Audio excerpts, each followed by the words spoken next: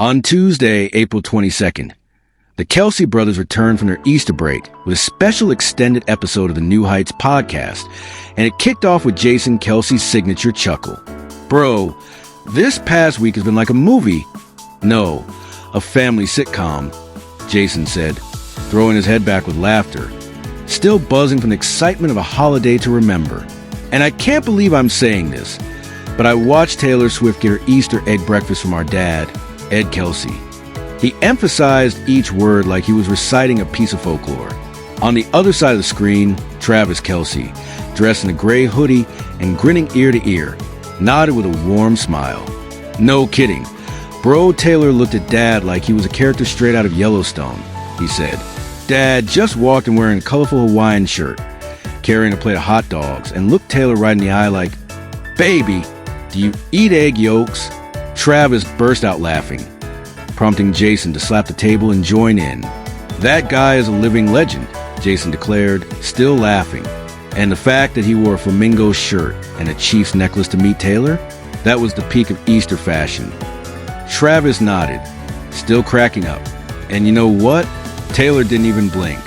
She just nodded, smiled, and said, "Yeah, I like yolks, Uncle," he recounted. That made my dad glow all day. He couldn't stop talking about it. He was like, "That girl knows egg yolks are the essence of Easter, honey."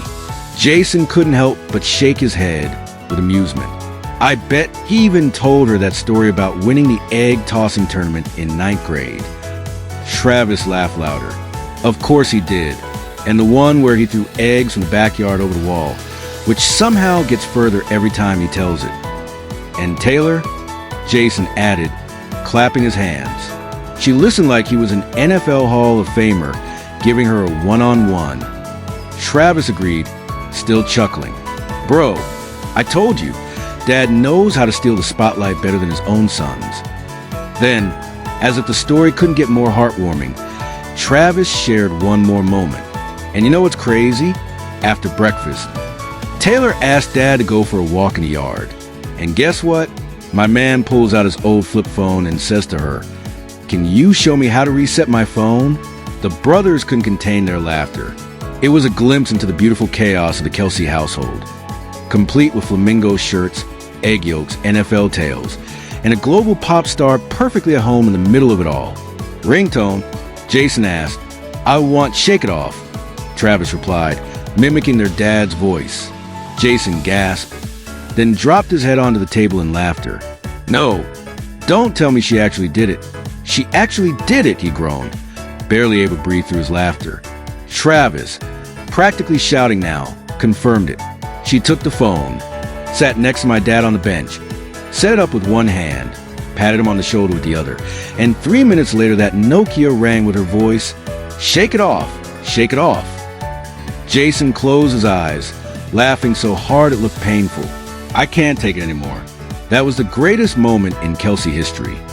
Travis continued with a grin, and then at noon, when everyone was gathered on the back porch for lunch, my dad stood up, beer in hand, and said, "My son may have played in the Super Bowl, but Taylor Swift is the MVP of this Easter."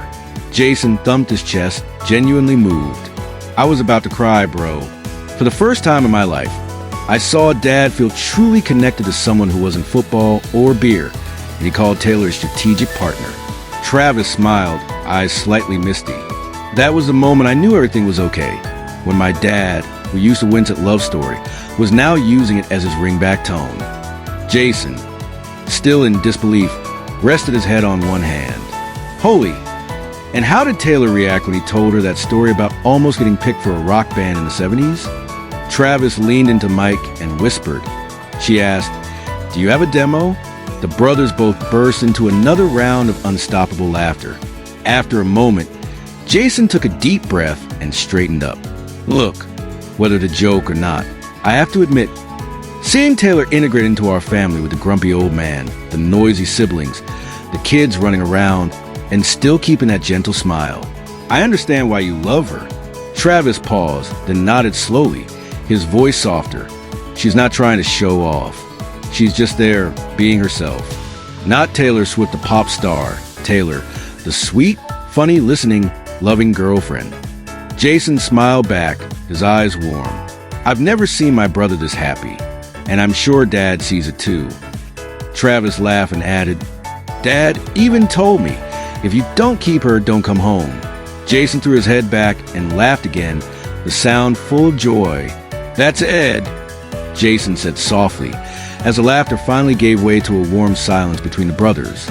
They sat for a moment, reflecting on what had clearly been one of the most meaningful holidays they'd shared in a long time.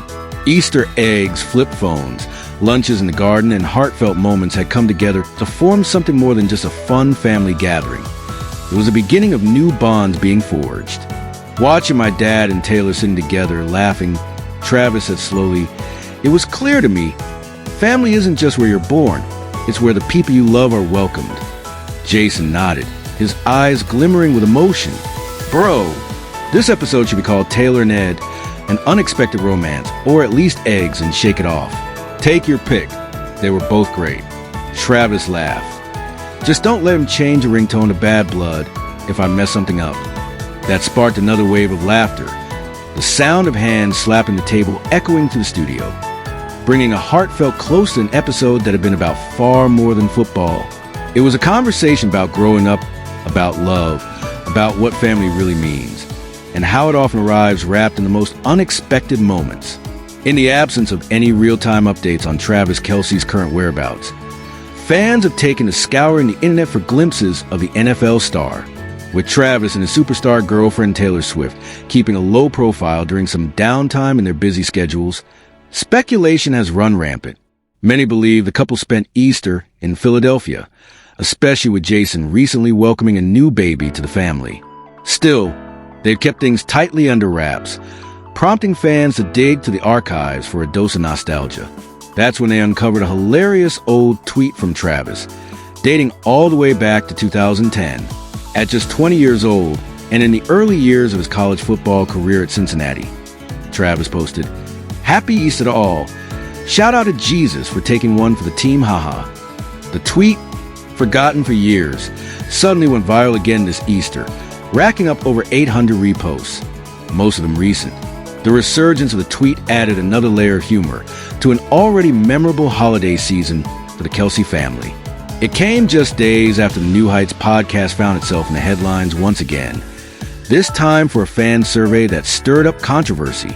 Among the questions were a few references to Travis's relationship with Swift, further feeding the curiosity around their every move. But amid all the noise, this week's podcast episode reminded everyone of the simple beauty of family, laughter, and love, the kind that doesn't need headlines to matter. Fans were quick to criticize the Kansas City Chiefs star after a recent New Heights podcast survey stirred controversy, with many accusing Travis Kelce of pathetic clout chasing. The backlash came when listeners were asked to select up to 3 reasons why they began tuning into the podcast. While some options were fairly standard, like, I was drawn to the football-specific commentary and analysis of games, and I was drawn to the Kelce family dynamic, others focused heavily on Kelce's relationship with Taylor Swift.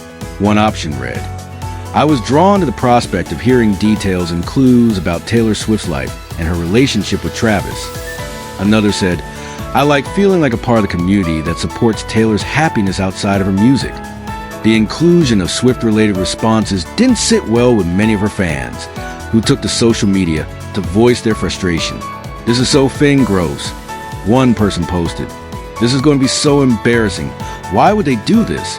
Another asked. A third wrote, I've never seen more pathetic clout chasing. Questions also poured in about Wondery, the podcast distribution partner, with some users demanding answers. Why did you let Wondery ask about Taylor in relation to your podcast? And the questions about Taylor and their relationship are so weird and gross. What's the goal here? Amid the drama, another Swift-Kelce crossover made headlines in a much more positive light. NFL reporter Erin Andrews and her husband Jarrett Stoll attended one of Taylor Swift's era's tour shows and shared their gratitude for the VIP treatment they received. Thanks to Taylor and Travis for a 3.5-hour concert. It went by in an hour, basically. It seemed like an hour. We had a good setup.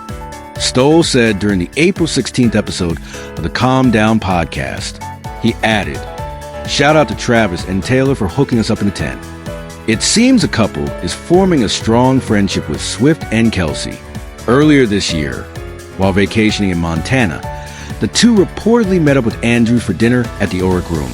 According to Page 6, a source close to the group revealed that Aaron is close friend with Taylor and Travis, and even shared that Travis jokingly credits Aaron with encouraging Taylor to give him a chance in the first place. Despite the recent controversy surrounding the fan survey, moments like these continue to show a more personal and genuine side of the relationship between Travis Kelce and Taylor Swift, and the ever-expanding circle of people supporting them.